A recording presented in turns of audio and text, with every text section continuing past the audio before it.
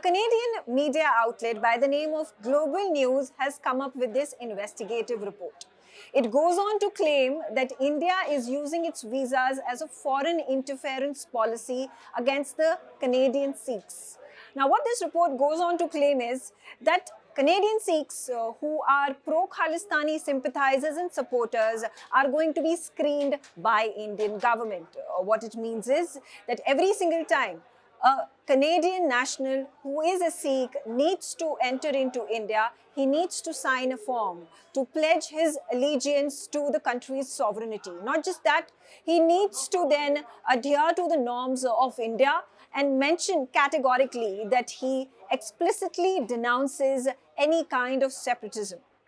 Now, this report is based on a number of interviews that have been conducted by the journalists who have filed this report in Global News. Now, amongst the interviews that have been conducted is one individual who is a member of the gurdwara, of which there were links that had been drawn to terrorist Hardeep Singh Nijjar, who was killed months ago in Canada, and his death has created quite the row and the deteriorating India-Canada ties that started off on that note. I'm going to bring into consideration and highlight the fact that these very Canadian sympathizers of the Khalistani secessionist movement have been trying to denigrate India, going about spewing slurs against India, attacking the Indian diplomats. They continue to put these death threats by putting out placards and posters against the Indian diplomats, against the Indian foreign minister.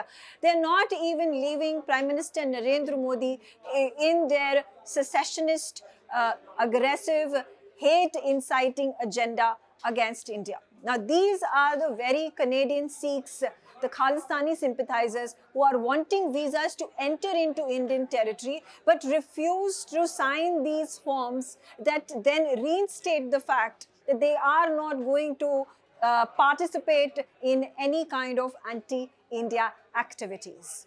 I'm also going to refer to you a slew of incidents that have taken place in the past couple of years that has led to the souring of ties between India and Canada. And the root cause of it has been that the Canadian government has been harboring these pro-Khalistani sympathizers, supporters, and even terrorists, which is much the jargon of the Indian government. In fact, I would also like to bring into focus that there have to be stringent norms that have to be applied by the Indian government. Let's take a look at the 1985 Kanishka bombing that took place that killed dozens of people. Now, the terrorists who orchestrated this attack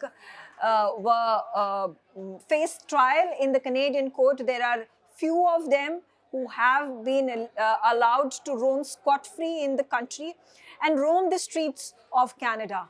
And what they do in turn is push for the Khalistani referendum, which is the secessionist movement of the Khalistanis attacking the integrity and the sovereignty of India. What they also have been doing is this holding rallies, eulogizing Hardeep Singh Nijjar after he died in that incident.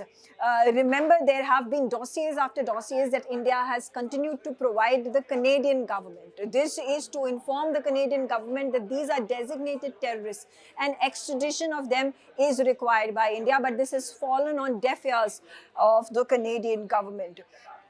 I'm now going to bring into focus the kind of action that has been taken by the United States government right after the 9/11 attacks that took place. And these actions were equated to be somewhere near barbaric because the crackdown that was imposed was something like this. There were thousands of people that were arrested. They were immigrants, and this immigrant policy that the United States followed before 9/11 was hugely altered. Like I said, there were thousands that were arrested, their names were withheld, their locations were where there was detention that was done was undisclosed. They were barred from even contacting their lawyers.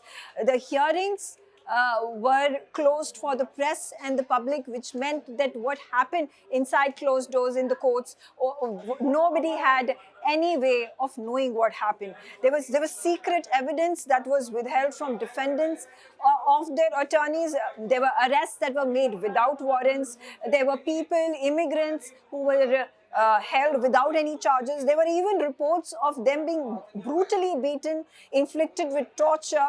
There were cases under dodgy charges that these individuals, immigrants from the Muslim countries, from the Arab countries, who were prosecuted. In fact, there have been FBI interrogations on immigrants belonging to countries which have close association with Al-Qaeda, which means Iraqis, Afghanistan, Pakistan, and therefore this entire parallel comparison that I'm making between India laying down these important cautious measures when it is wanting to allow people from other countries, and particularly Canada, who have suspected Khalistani links, should be made keeping in mind what any country who was wanting to ensure that its sovereignty is intact, wanting to ensure that there is anti-terror measures that are stringently applied. There should, at this point of time, if enough effort also be made by India to ensure there are no such terror activities that end up taking place in the country.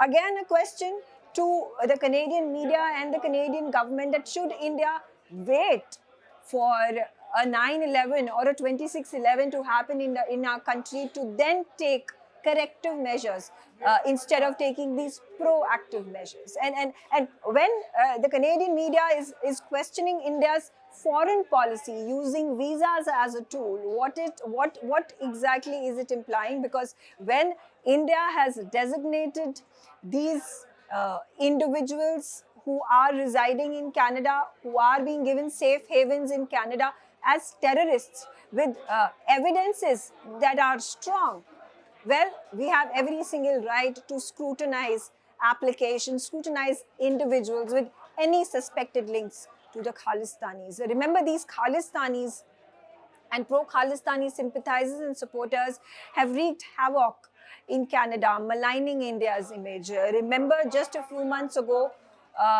the Canadian government itself decided to surveil the phones and the whereabouts of the Indian agents, Indian diplomats, accusing an Indian diplomat of actually, quote-unquote, orchestrating and plotting the attack that killed Hardeep Singh Nijjar, who, mind you, is a terrorist that has been designated by India. In fact, the Canadian government has gone out on a limb and accused the Home Minister of our country, Amit Shah, of knowing, of being deeply involved in the plot to kill Hardeep Singh Nijjar. There were, in fact, allegations being made by Prime Minister Narendra Modi, the head of the biggest, largest democracy of the world, was involved in the killing of Hardeep Singh Nijjar. Although these remarks were then withheld, were revoked by the Canadian government. Meanwhile, what happens with these Khalistani sympathizers is they go about carrying out violent protests, brandishing swords, brandishing rods, and their Khalistani flags, attacking Hindu temples, attacking the consulate offices of the Indian government in several parts of Canada. In fact, they have been going about eulogizing Hardeep Singh Nijjar, Gurpatwant Singh Pannu, and several Khalistani extremists as some sort of heroes. They go about actually eulogizing that very somber, sad, shocking event that took place in 1984 when the Indian Prime Minister Indira Gandhi was assassinated by these Sikh extremists.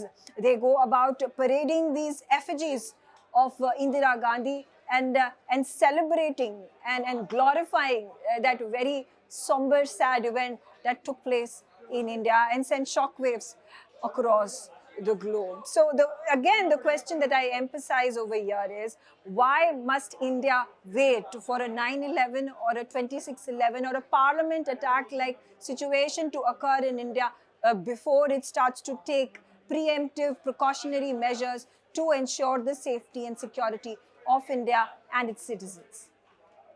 For more such videos, subscribe to the NewsX YouTube channel, hit the bell icon.